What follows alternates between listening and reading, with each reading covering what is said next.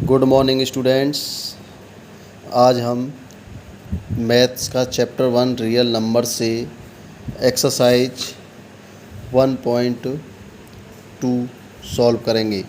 1.2 से हम question number 1 करते हैं। क्वेश्चन 1 है हमारा, prove that root 5 is irrational.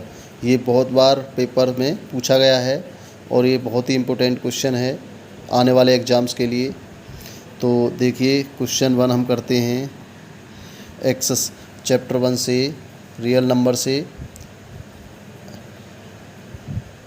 Exercise 1.2। Question 1 है हमारा, प्रूव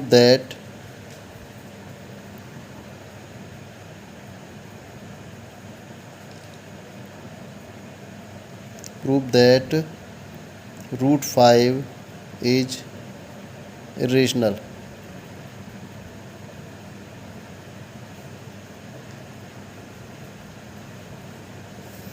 तो सबसे पहले हम इसको सॉल्व करते हैं।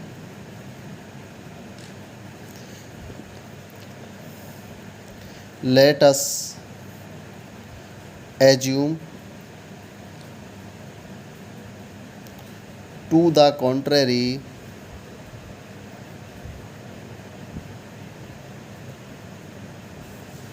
that root 5 is rational. इसको हम सबसे पहले रेशनल मान के चलते हैं, क्योंकि इरेशनल है तो इसको हम रेशनल मान के चलेंगे, फिर इसको एंड में प्रूव करेंगे रेशनल। तो मानते हैं हम इसमें root 5 equal p upon q या ए अपॉन बी, कुछ भी ले सकते हैं आप। उसके बाद पी एंड क्यू ब्रैकेट में लिख देंगे साइड में, p and q are coprime number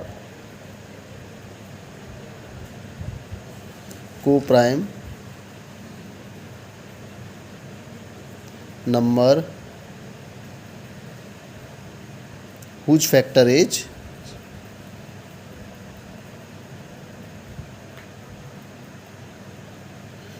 1। Whose factor is 1। Coprime number जो हमारे इस तरीके के होते हैं जिनके यानी कि फैक्टर 1 होता है, केवल उसमें ओनली 1 से डिवाइड जाता है। ठीक है, जैसे कि हमारा मान लो को प्राइम नंबर में हमारा इवन नंबर भी आ सकता है, जैसे 2/3। 2 में भी 1 से जाएगा, 3 में 1 से जाएगा। इस तरीके से जो नंबर होंगे कोई भी, तो हमारे को प्राइम नंबर होंगे। 1 के अलावा इसमें किसी और से डिवाइड नहीं जाएगा। तो आगे अब नाव इसको रीअरेंज करते हैं। तो रूट 5 क्रॉस मल्टीप्लाई कर देते हैं हम इसको 1 लगा के, क्रॉस मल्टीप्लाई में करेंगे रूट 5 क्यू इक्वल पी। तो अब नाव इसको इक्वेशन 1 डाल देते हैं। अब टेकिंग स्क्वायर बोथ साइड,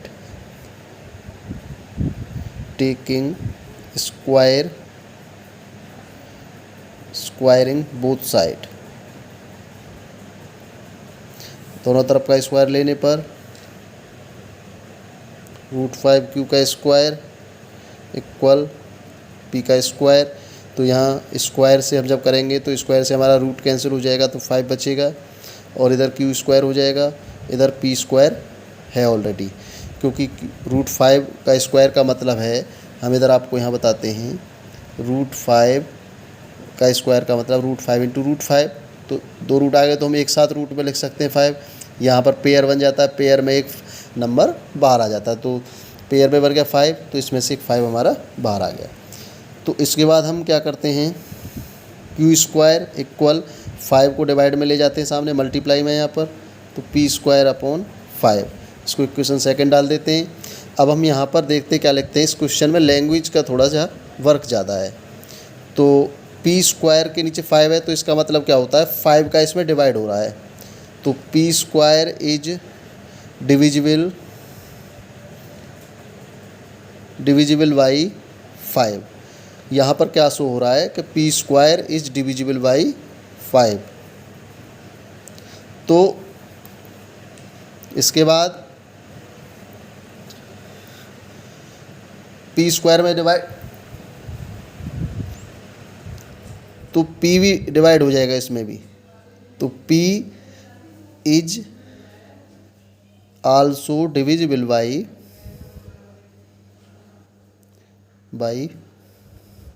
5।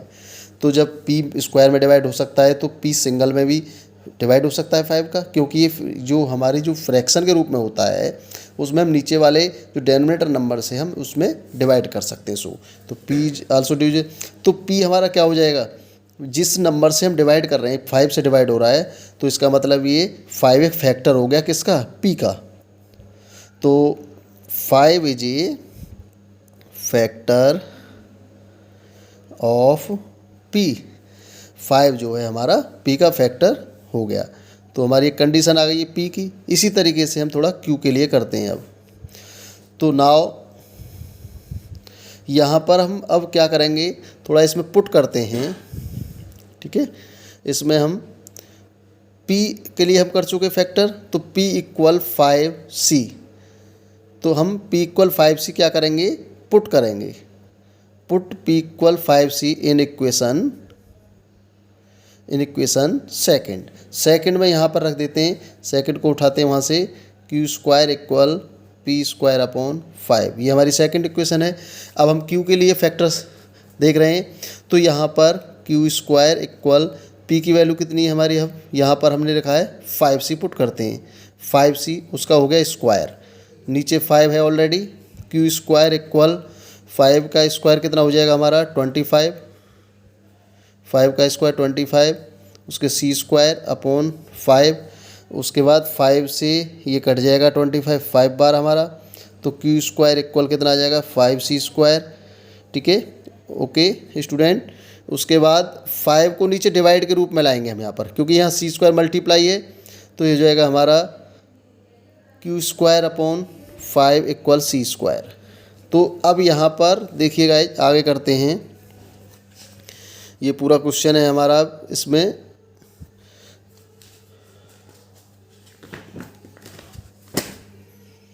तो यहाँ से आगे हम देखिए क्या करते हैं, इसको आगे करते हैं। C स्क्वायर हम इधर लिख देते हैं, C square equal Q square upon 5, तो Q square is divisible by 5 से डिवाइड हो रहा है। Q is also divisible by 5, तो Q में भी 5 से डिवाइड जा सकता है, जो Q स्क्वायर में जा सकता है, तो Q भी एक इंटीजर है, इंटीजर तो यहाँ पर कोई भी हो सकता है, 5 भी ले सकते हैं, उसमें भी डिवाइड चला जाएगा, Q स्क्वायर में जाएगा तो Q में भी चला जाएगा।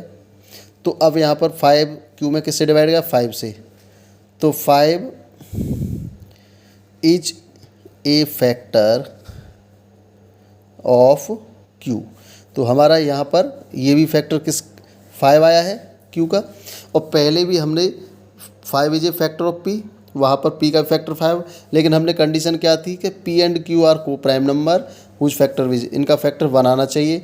यहाँ पर दोनों कंडीशनों में 5, P का भी 5 है, Q का भी 5 है, तो इसलिए 1 नहीं आया है, तो इसलिए ये हमारा यहाँ से हमको पता चलता है कि ये इरेशनल है। लेकिन अब इसमें हम लैंग्वेज लिखते हैं, okay.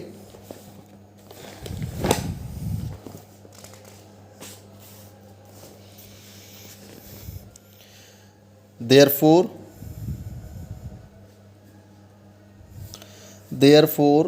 P and Q have at least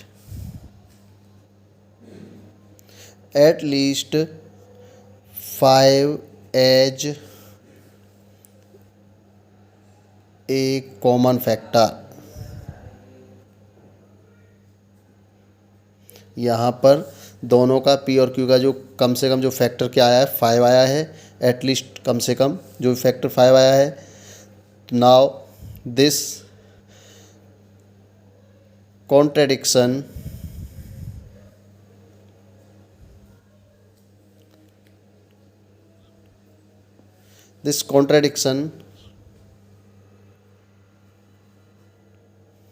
has arisen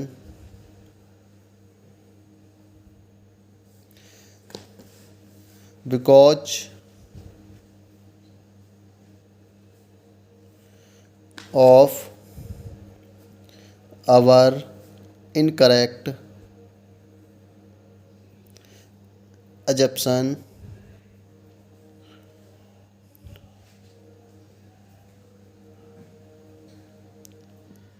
assumption that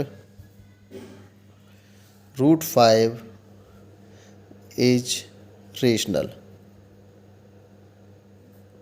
इसका मतलब क्या है कि हम पहले therefore p and q have at least 5 as common factor. अभी हम बता चुके हैं क्यू का भी फैक्टर 5 आया है और उससे पहले पी का भी फैक्टर 5 आया है, लेकिन यहाँ पर हमने ये बताया therefore p and q have at least 5 as common factor, तो जबकि फैक्टर कितना आना चाहिए था 1।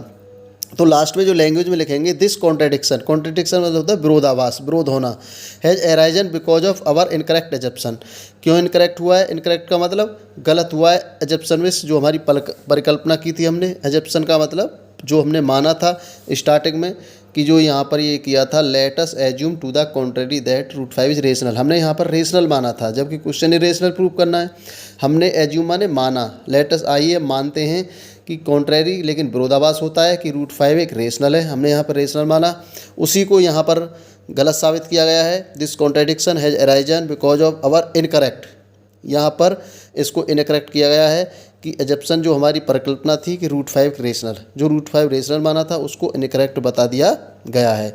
अब लास्ट में हम इसको कर देते हैं यहाँ पर सो बी, जब इनकरेक्ट हो गया तो सो बी कंक्लूड,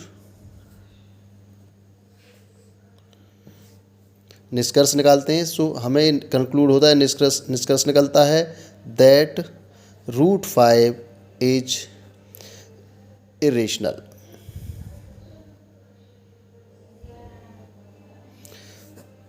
तो हेलो गाइज, इस तरीके से स्टूडेंट्स ये हमारा कंप्लीट क्वेश्चन हो जाता है और यह क्वेश्चन बोर्ड में कई बार पूछा जा चुका है। इसके साथ आप रूट 5 के साथ रूट 5 का हमने किया है, इसी तरीके से रूट 2 का, रूट 3 का, रूट 7 का, ये क्वेश्चन इम्पोर्टेंट है। ये यूपी बोर्ड सीबीएसई दोनों में कम से कम 3 मार्क्स का तो आता ही है, बहुत बार पूछा गया, कभी कभी 2 मार्क्स में भी आ जाता है, लेकिन इम्पोर्टेंट है, हर साल आता ही रहता है। तो इसको ध्यान से पढ़ें और नोट करें और आगे फिर हम इसी तरीके से वीडियो डालते रहेंगे। Okay student.